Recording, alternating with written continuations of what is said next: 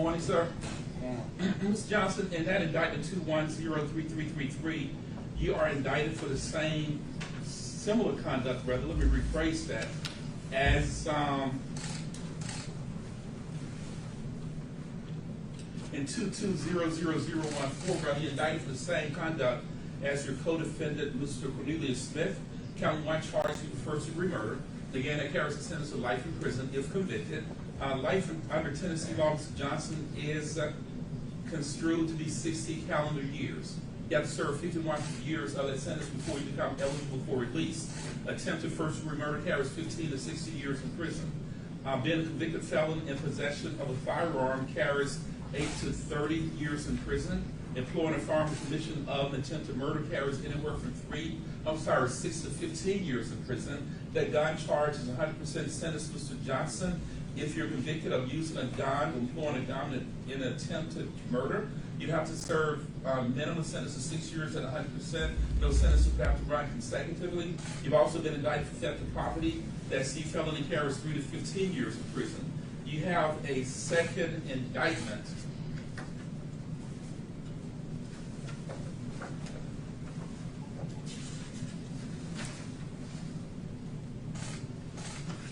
That apparently was superseded by the other indictment, which I just read into the record. 1210333 charged with first-degree murder, attempted first-degree murder, and theft of property. Now, do you understand the charges against you, Mr. Johnson? Yes, sir. Do you have an attorney, sir? Working on it.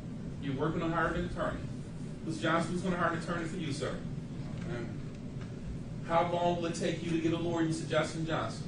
I can't answer that. I don't know.